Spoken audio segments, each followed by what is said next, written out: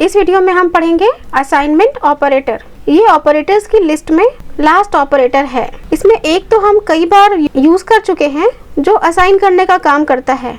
जैसे यहाँ पर अभी हमने यूज किया $a = 1, $b = 0, $x = 5। ये सिंपल असाइनमेंट है। इसका काम है किसी वैल्यू को किसी वेरिएबल में असाइन करना। जैसे a = 5, x = 3, ये हमने पहले भी किया हुआ है। दूसरा है ऐड एन असाइनमेंट। ये खुद में ही वैल्यू को ऐड करके फिर असाइन कर देता है।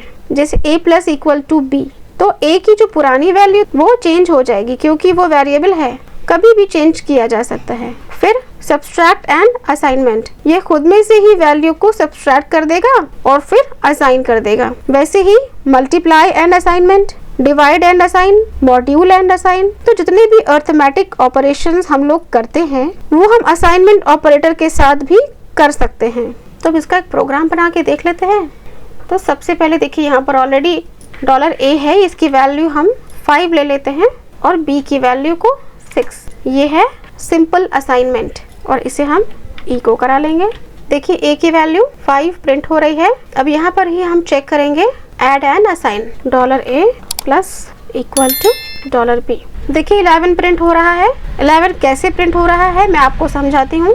यहाँ पर क्या है, ये a की वैल्यू है 5 और b की वैल्यू है 6। तो पहले क्या हो रहा है, 5 + 6 = फिर 11, और ये 11 की जो वैल्यू है आ रही है 11, ये a में असाइन हो रही है। पहले ऐड हो रही है दोनों वैल्यूज और उसके बाद a में असाइन हो रही है, इसलिए इसकी वैल्यू a प्रिंट हो रही है। हमने 2 बार इको दिया है, पहले हमने a प्रिंट कराया है, वहाँ पर a की वैल्यू 5 थी। फिर हमने ऐड एंड असाइन करवाया है, यहाँ पे a की वैल्यू 11 है। हमने पहले /n लिया था लाइन ब्रेक के लिए, लेकिन वो जो है वो टर्मिनल पे वर्क करता है, इसलिए यहाँ पर वर्क नहीं कर रहा है, इसलिए मैंने यहाँ पे br टैग लगाया है। आप दोनों ही यूज कर सकते हो। अब यहाँ पर हम क्या करेंगे, सारे ही चेक कर लेते हैं एक एक करके। अब सब्सट्रैक्ट, देखिए इसकी वैल्यू -1 आ रही है क्योंकि 5 में से 6 सब्सट्रैक्ट हो रहा है। इसके बाद हमें मल्टीप्लाई विद असाइन करना है।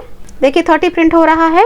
30 इसलिए प्रिंट हो रहा है क्योंकि 5 × 6 हो रहा है, इसलिए 30 हो रहा है।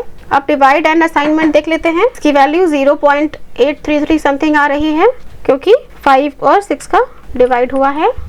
अब लास्ट है मॉड्यूल। इसकी वैल्यू 5 इसलिए आ रही है क्योंकि मॉड्यूल हमेशा रिमाइंडर देता है। ये सारे ऑपरेटर्स हम तभी यूज करते हैं जब हमें a की पुरानी वैल्यू नहीं चाहिए होती है, हमें नई वाली वैल्यू चाहिए होती है, तब हम ये सारे असाइनमेंट ऑपरेटर्स यूज करते हैं। आज के लिए इतना ही। नेक्स्ट वीडियो में हम पढ़ेंगे कंडीशनल स्टेटमेंट। तब तक के लिए बाय।